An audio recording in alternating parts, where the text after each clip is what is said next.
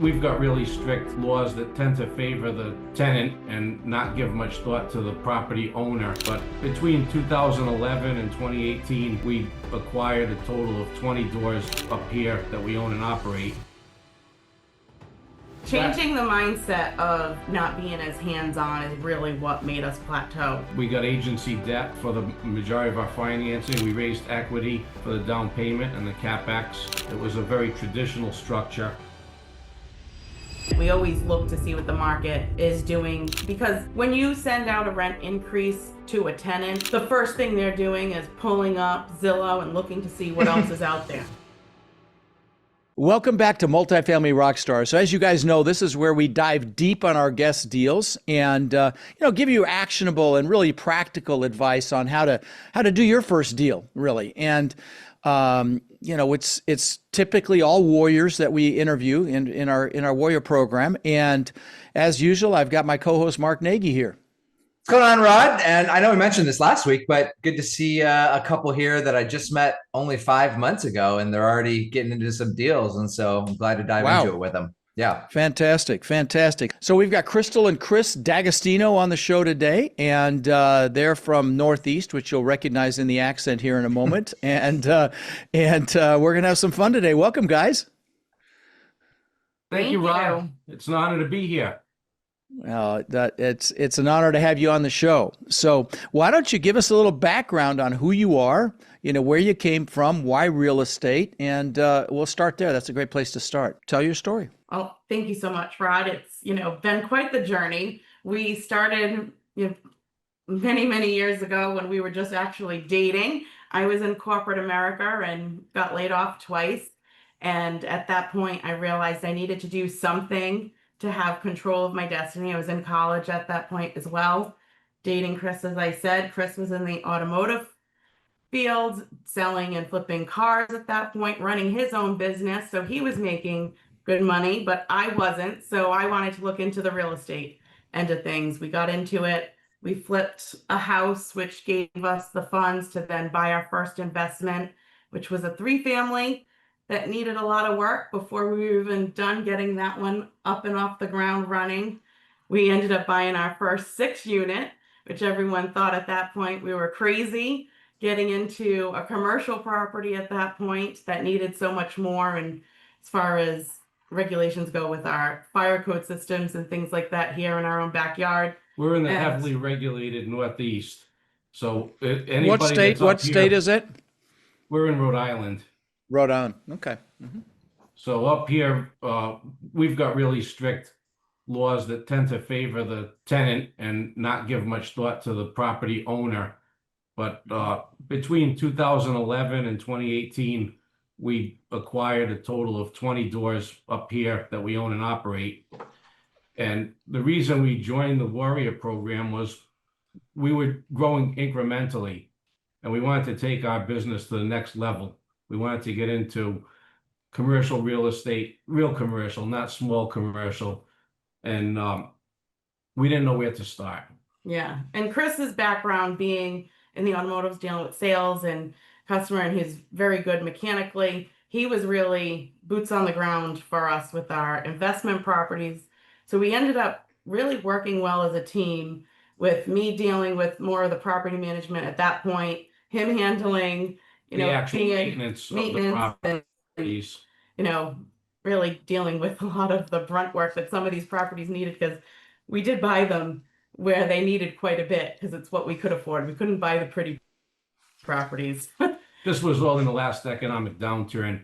We got our start in a buyer's market.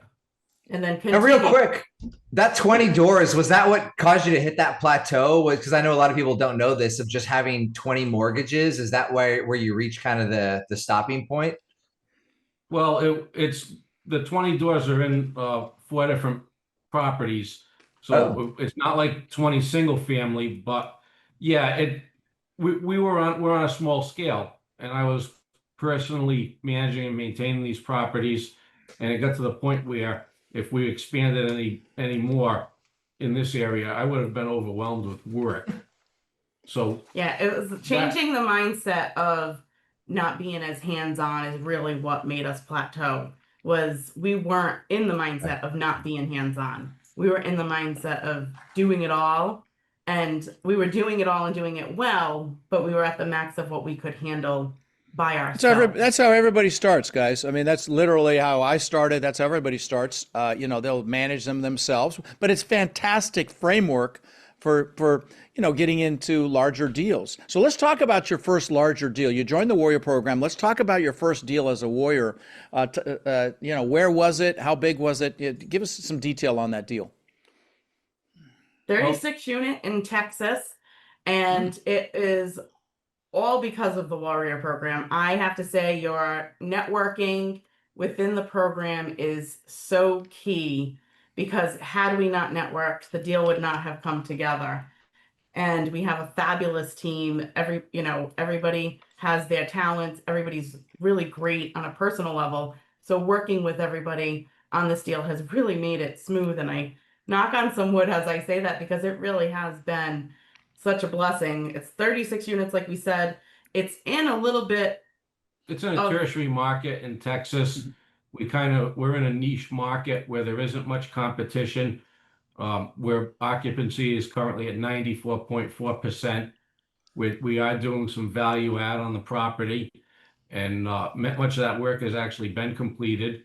We're able to increase rents tremendously and still retain the vast majority. What'd you pay? What'd you pay for it, and how'd you finance it? So it was just shy of $2 million. We got agency debt for the majority of our financing. We raised equity for the down payment and the CapEx.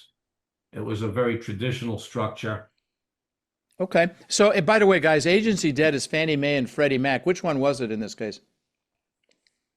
This one here, it was Fannie, I believe.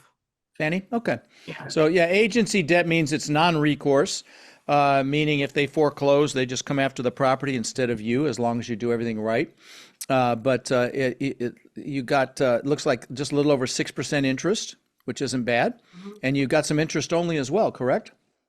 Yes, we got a 24-month interest only period, which helps the bottom line for us, especially initially. I want to talk about this market a little bit, Franklin, Texas, because I love small market deals. Although when we're talking small, this is small. I just did a population Google search and I see about 2,000 people in this town. Those can be some of the best deals. I want to talk about the pros and cons of that. First of all, how did you guys even? I know you said some of the Warriors, but give us a little bit more detail on how you find a deal like this in such a small town of only 2,000 people. So our team had actually been working on another deal long before we came into the picture that didn't go through.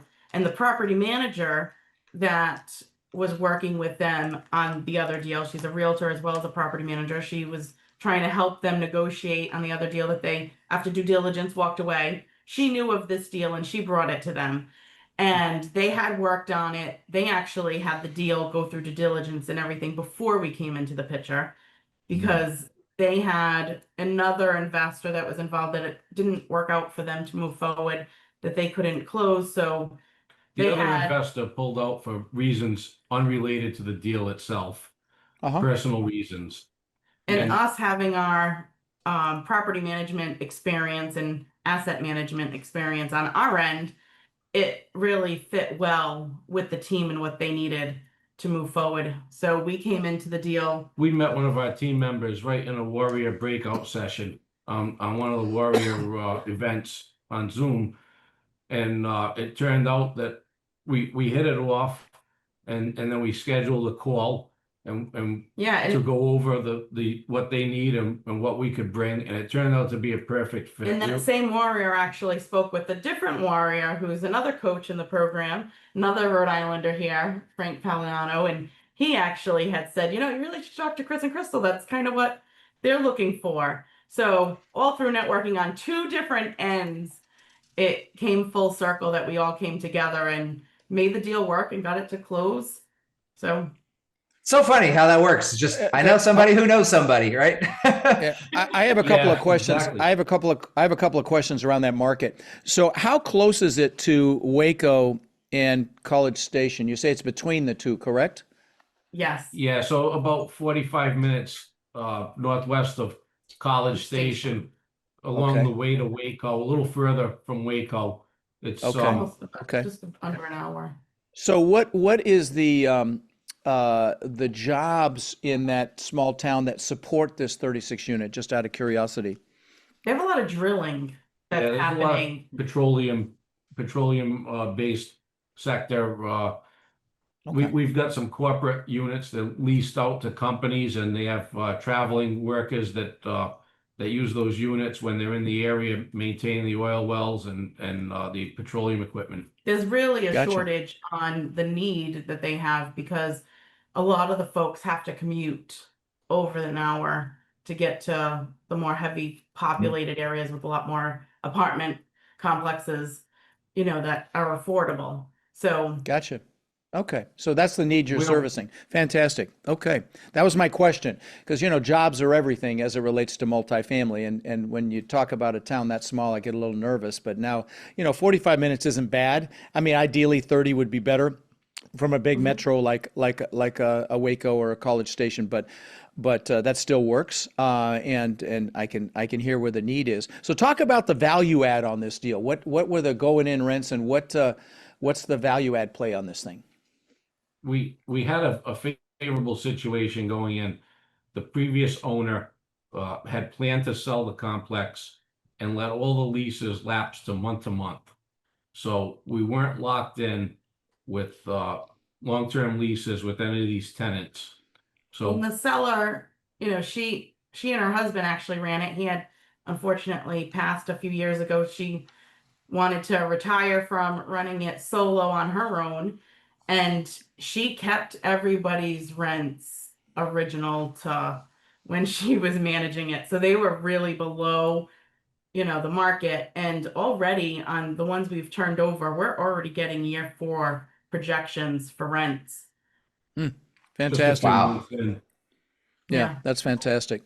That makes a That's huge why I've difference. loved some of those small market deals that I've done is you can bump the rents a lot of the times a lot quicker than what you even might underwrite. Now, I want to talk about the potential downsides. I know something is that in small towns, you don't necessarily have the workers that you sometimes need for these, whether it can be contractors or people to renovate the units, whatever it might be. And I know that's something I've run into is when you have small amount of contractors in a small town, they have to work with everybody in the entire town.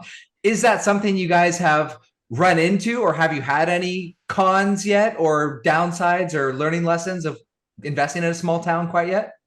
Yes, we have. And our property Okay. manager really is key to it because she is a property manager for several of the complexes.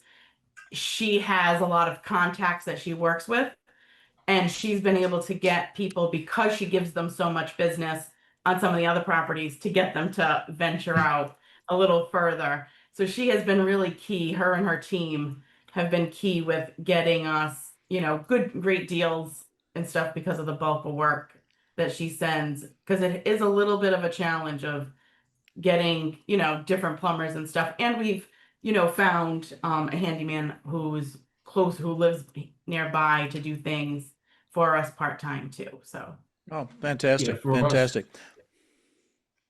for us, the challenge is the larger firms won't come from Houston, or they'll charge us a surcharge simply because of the distance. Naturally, they've got to pay their employees for that travel time. But we've got a great team. We've been able to get all the work done to date. We're talking about some carpentry, landscape work, repairs to the structure of the property. We've been able to get that done in a cost-effective way, and the PM company has been helpful with much of that. Yeah, yeah, they always are. Could you Okay. tell us a little bit about the logistics of all that? I know that's a question I get very often is how, if you're going to invest out of state, how do you manage these properties remotely? Again, especially in a small town, is it a Zoom call you have with your property manager and you go through these things weekly? Tell us a little bit for the listeners of how you guys go about managing that from the asset management side of things. We do. We're very engaged with both our team and the PM company. We have a weekly Zoom meeting with our team. We have a weekly meeting immediately after that with the PM company.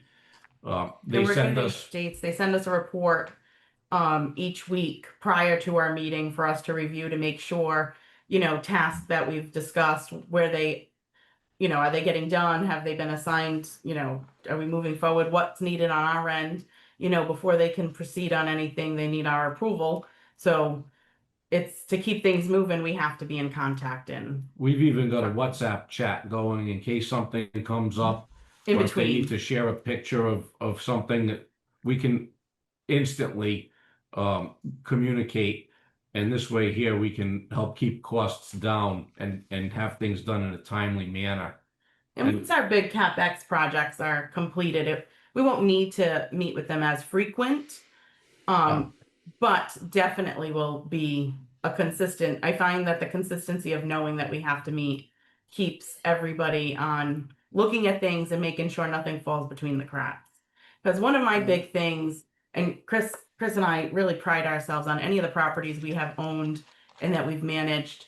If we could not live there ourselves, is a problem. So everything is brought up to our standards of, it's got to be comfortable, safe, and fresh and clean. Like those are things that I had done property management, even when I was just out of high school, and I watched how things fall through the crack as just a leasing consultant. And that was just like a job I had earlier on in life that I didn't think would ever come to have any importance in my life now. But now, it does, because that was one of the big things. One of the complexes I worked at was a lot of older people who lived in the facilities. And if maintenance calls did not get addressed, they got very upset. So that's one of our big things with managing the property manager, is making sure everything is being, done in a timely manner. Obviously things We can't won't get done lease out fast. an Yeah. apartment that we wouldn't live in ourselves. Yeah. If it's not clean enough, if there are things not working right, we won't lease that out until it's corrected. And we found in the PM company that we selected as a team, they share that same set of values. They're very meticulous about making sure everything is working properly and that the facility is clean and everything's kept in a safe and sanitary manner. So that's one of the key things. Just because we're several thousand miles away, it doesn't mean we're not paying attention. Yeah, no, got it. No, and one of the questions I like to ask is, what's your superpower? But it ties into what you're talking about right here, and elaborate on that, because I tell my listeners what your superpower is as it relates to the multifamily space. It's asset management. We're able to control costs and keep quality consistent. And Chris is being modest when he says that. Chris, having, swung the hammer himself and done some wiring himself, he knows, like, a contractor can come with a projection of a estimate of what a job, and he'll say, no, this is outrageous. This isn't what it costs. He keeps everybody honest and on their toes. And he's very good at that. He's very good at saying, oh no, I was just at Home Depot last week. We can get these refrigerators at, 4 of them gets us a 10%, 20% discount. So he's on the ball with that stuff. So that's definitely where I have a keen attention for detail. So when I walk into a unit, if I see things misaligned or doors are rubbing, they're not opening and closing right, that's a problem and it needs to be addressed. Those are the type of things that I would address hands-on in our own units up here. Yeah, even with walkthroughs, I always say Chris can point out, something structurally is not going on right here. His red flags will go up, where I'm more of the one who's like, okay, this isn't pretty enough. This isn't up to today's styles. I go more for the aesthetics. He goes more for the foundation. Yeah, she's appearance. I'm technical. Yeah, that's the way it normally is. Just, in a male-female relationship. But no, you guys are a great team. I will tell you, I can just hear, the efficiency and the execution with Crystal, and then the detail with you, Chris. It's a great matchup. Yeah. So as we're talking about asset management, you guys wrote one thing on your bio that doesn't get talked about enough. A lot of people talked about, hey, renovating, maximizing rents, maximizing value. But you guys talked about leasing just below market, which can be a really, really great strategy. Tell us again for the listeners why you do this. What sort of effect does this have on the property, and why you guys are taking that approach? Because it's not talked about a lot in this industry. We've had success with this over the years Personally, here. even here in And our backyard doing it, we always look to see what the market is doing, because when you send out a rent increase to a tenant, the first thing they're doing is pulling up Zillow and looking to see what else is out there. They want to know that they're not getting screwed either. So with that mentality of, that's what I would do if I got a letter saying I was getting an increase. What else can I get? And then you get it where they look at it and they're like, yeah, nope, we're staying. We've got good tenants in our buildings that we don't want to lose, but we also have to maximize our returns. So it's about striking a balance that's fair for our tenants and fair for us. And by leasing just below market, they have no incentive to leave. Their incentive is to stay because they're saving money. And for us, if we lost them, if we have even a month of vacancy, typically the difference in that monthly rent is going to be offset by a month of vacancy and not in our favor. Sure. So it's a strategy that it's a no-brainer. It's a no-brainer, guys. Honestly, it's a no-brainer. It's a very smart strategy.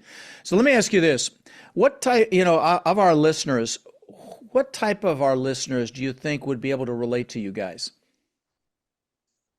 I would think folks from a blue-collar background, multicultural background. Crystal's father came here from Portugal. She grew up with English as a second language. So, and she's worked hard her whole life to get to where she is today. I started working full-time at 16 years old, working with folks double, triple my age. So we're workers. We've been working pretty consistently to get to where we are, and nothing was handed to us. Yeah, and I always say we get a lot of people who ask us in general, like they're like, oh, weren't you afraid? Aren't you scared? You're doing this, you have to deal with all these headaches, and aren't you worried about the 2 a.m. phone call that a toilet is overflowing? And I always stop them and say, That's happened. as it happens, there's no denying that it happens. However, for every negative story you hear as a landlord from a landlord, there is 1,000 of, oh yeah, I just got paid on time, nothing happened. That's not a fun story to share. That's not a story that people go around telling, oh yeah, I got 20 units, everybody paid me on time. Like, that's not something, nobody's talking about that at a bar. But if I said, hey, I had this one tenant in this apartment, and I ended up getting called at the end of a cousin's wedding on a maintenance call by the DM and the SWAT team at my property, you want to know more? That's an interesting story. Negative news sells. That's it. Exactly. So, people, I always tell everybody, you can't go by what you hear. And at any job, there's stresses that you can't control. Nobody goes to work and says, I love absolutely every single solitary moment. Well, there's a reason that you don't read the paper and it says everything is beautiful right now. The sun is shining. I hope you have a wonderful life. You read about crap that's going on because that's what people are interested in. Unfortunately, we connect through negativity. It's a sad human condition. But listen, you guys joined the Warrior program just 5 months ago, 6 months ago. Is that right? Yes. We did. Why did you join? I mean, what was the prompting? It was just to scale. You knew you wanted to get bigger, go bigger, faster. So I followed you for quite some time. I actually took one of your boot camps during COVID, and I knew I wanted to scale, and I didn't join at that point. Chris was knees deep in renovating my brokerage because we had a space that needed to be completely renovated to be my office. So he was doing that. I was too busy to focus on scaling at that point. He wasn't quite ready. We had too much going on. So at that point, I had been following you. I knew that we needed a team. We needed a team to be able to really scale, but Yeah. still wasn't 100% certain on how to do that. We tried to do a deal in North Carolina on our own. We actually put an offer in, it was accepted.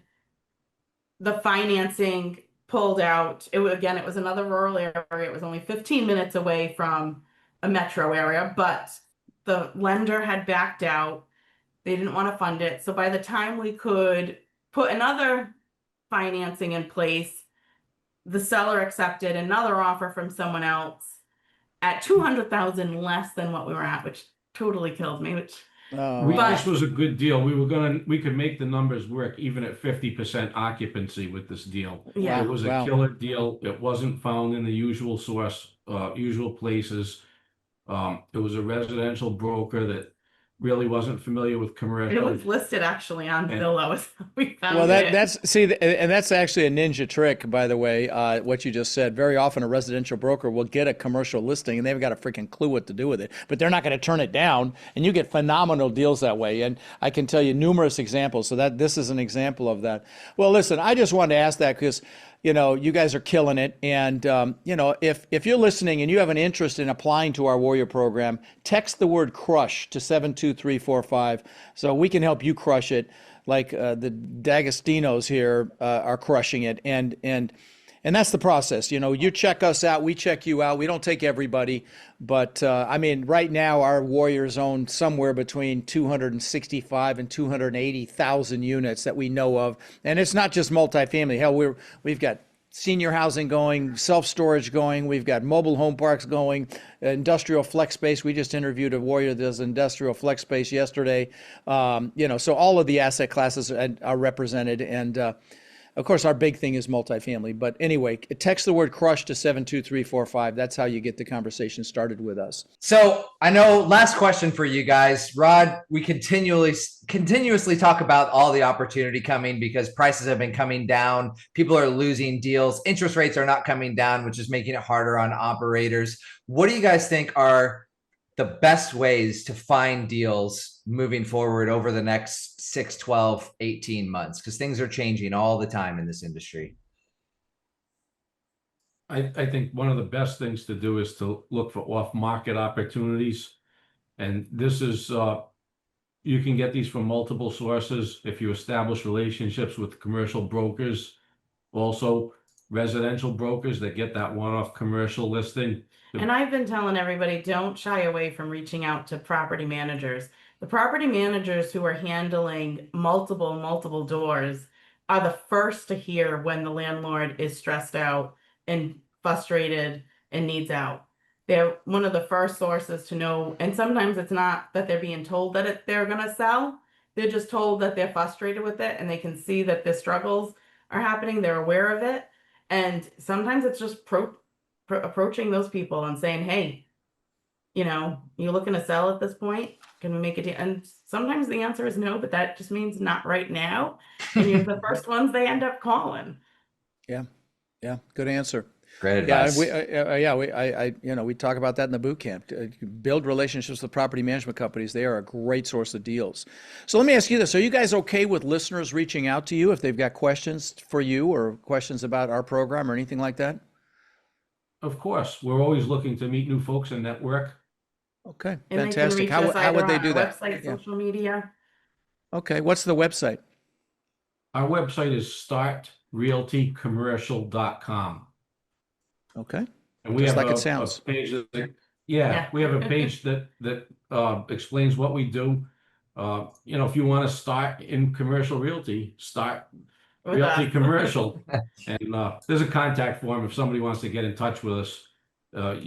It's just the two of us. Yes, and as well as email, startrealtycommercial@gmail.com. They can reach us at any time through email as well. But I have to add a little plug into this because we cannot say enough about the Warrior program. Everyone we have talked with, you know, I had said that deal that had fell apart in North Carolina was going to be the last deal that we would miss out on because we weren't fully equipped and ready to go. Had we already been in the Warrior program, we would have had financing within seconds. I would have been able to reach out to everybody to say, hey, this is the deal. we need help, and everyone would have reached out. The community behind the Warrior program is huge. It's like-minded people, but everybody is willing to help everyone. And that is a game changer. I belong to a lot of different associations in the real estate community here locally, and I have not ever belonged to a group of people who are so willing to help everyone succeed, whether they're part of it or not. It's amazing, the group of people that we have here. So if anybody is ever looking to get into any level of commercial real estate, multifamily, anything, the community that is here is worth your time in investing. You're investing in yourself, and we say we got our money's worth out of the program within the first 2 weeks, and we hadn't even done a deal yet. That alone was, well, that's really kind of you to say. so. Yeah. And we didn't pay you to say that, did we? No, that's right. No. Okay. Well, listen, guys, you've added a lot of value today. You're a beautiful couple, and really appreciate you coming on for a few minutes and sharing, some of your journey. And I can't wait to have you back on in a couple of years, because it'll be thousands of doors, I'm sure. And you're basically kicking ass and taking names, and I appreciate it. And it's great to see you, and I'm sure we'll see you at the Warrior event coming up here in short order in October. But thanks again, guys. Absolutely. Thank you so much, Rod.